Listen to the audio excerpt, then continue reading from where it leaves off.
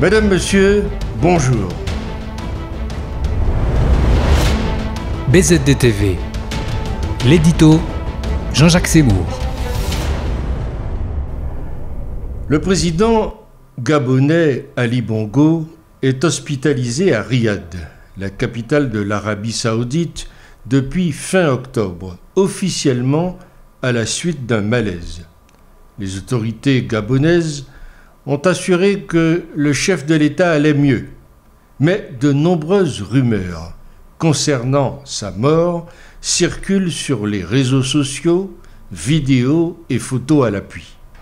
Sauf que ces images, on en a la preuve aujourd'hui, sont truquées ou sorties de leur contexte. Impossible de trancher, alors même que l'opacité entretenue par les tenants du régime à Libreville renforce les rumeurs les plus alarmantes, sans véritable preuve jusqu'à présent. Mais en dehors de ces annonces, les autorités gabonaises n'ont quasiment pas communiqué sur l'état de santé du chef de l'État depuis 2 semaines. Bongo inquiète, en effet. Personne ne semble avoir vraiment de nouvelles de celui qui est aujourd'hui encore hospitalisé du côté de Riyad. À ce titre, les sages du parti au pouvoir, le Parti démocratique gabonais, ont décidé de hausser le ton. Selon eux, il est temps que le gouvernement se mette à communiquer. Et c'est vrai qu'il y a urgence. Il est bien évidemment important de savoir où en est cette situation.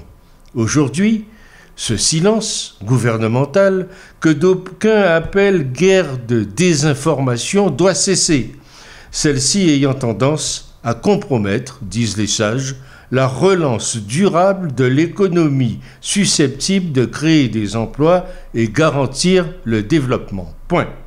Selon les sages du parti, le gouvernement ne doit pas se rendre complice de la dégradation de la situation en se taisant sur la santé de son chef. Son épouse, Sylvia Bongo Ondimba, vient de parler. Ali Bongo, a-t-elle dit, a été victime d'un AVC. Au moins, c'est clair maintenant. D'ailleurs, pourquoi vouloir le cacher? Ali Bongo est un être humain.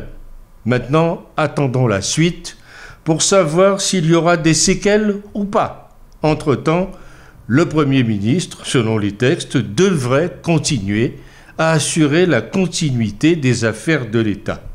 Voilà donc tout un pays suspendu à un cerveau malade.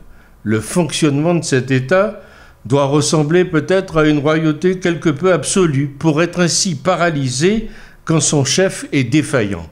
Il y a pourtant une constitution qui prévoit ce genre de situation. Pourquoi continuer aujourd'hui encore à sombrer dans l'obscurité, l'incertitude et l'opacité? Qui sont à la manœuvre au palais de Libreville? Qui dirige le pays? La vacance du pouvoir sera-t-elle déclarée? Et si oui, dans combien de temps? Tout en souhaitant un prompt rétablissement à Ali Bongo, gardons bien une chose en tête. Le Gabon et ses institutions ne doivent pas s'arrêter de fonctionner lorsque son président est malade. C'est ce que je crois. Retrouvez toute l'information sur bzd-tv.com.